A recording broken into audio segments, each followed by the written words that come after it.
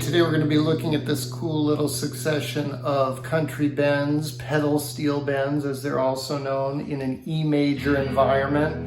And this is kind of cool because it basically connects neighborhoods of your E chord. We've got the E shape of the E chord there at the open position, and then we've got the D shape of an E chord up here at 4 and 5, right? There's your D, D sharp, E. And so that's our E major environment there, and we're going to be connecting it back to our open position E major environment. And I've shown you some of these connector links before.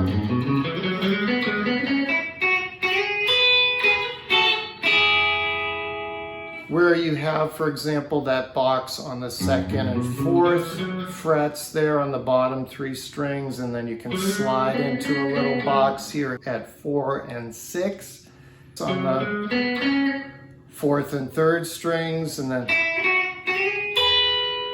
you end up here over your A shape of an E chord. So you've got your A shape of an E chord down to your D shape of an E chord down to the E shape of the E chord. So this one starts over that D shape. That's your box. You're bending this 7th fret up a full step. So you're bending from the F sharp to the G sharp, while holding down that B note with your pinky on the 1st string, 7th fret, before releasing the bend to the tonic note, the E at the 5th fret, 2nd string. Bend a full step, play the B note, hit the bent note again, hit the A note, release the bend to the E.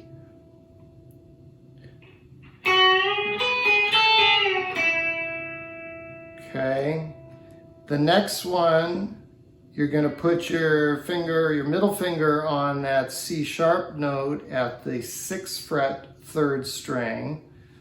That's the 6 in the key of E, and we're going to bend it a half step up to the 7, like that.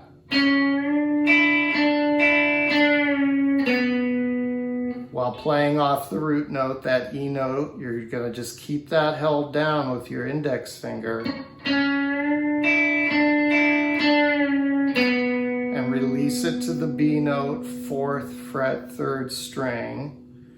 That's equivalent to, over your E or F shape, let's take the octave of the E chord up here. It's the same as that bend. You're bending the C sharp to a D, the 6 to the dominant 7, while holding down the root note and releasing to the B note. So it's the same lick.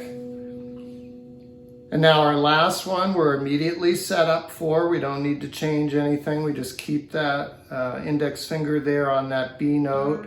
Put your ring finger on the G sharp, which you remember is the major 3rd. So this is going to be a sus4 bend. We're going to bend from the major 3rd up to the 4, while holding down the B. Release to the F sharp, 4th fret, 4th string. And then you come down to your E note and play your E chord. That last one, where you can play it as a double stop, 2 and 4 on the 3rd and 4th strings.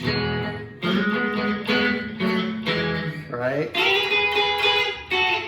It's the same lick.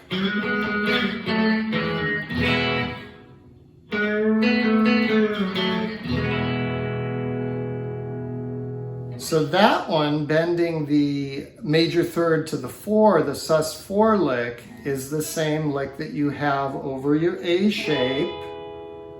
And you're bending, again, the same note, the major third, the G sharp, to the 4, the A, while holding down the B note.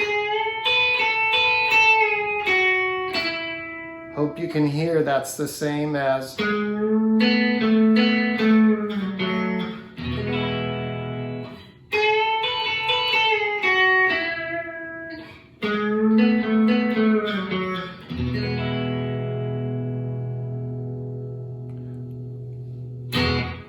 So that gives you a lot to work with. You've got the full step bend, you've got a couple little half step bends. Remember that you can bend from the 6 to the 7 with a half step, and you can bend from the major third to the 4 with a half step in a major key environment.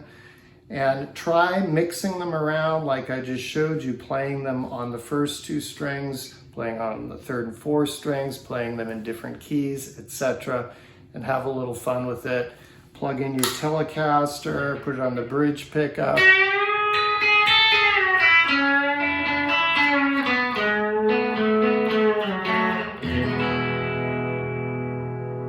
And there you have it.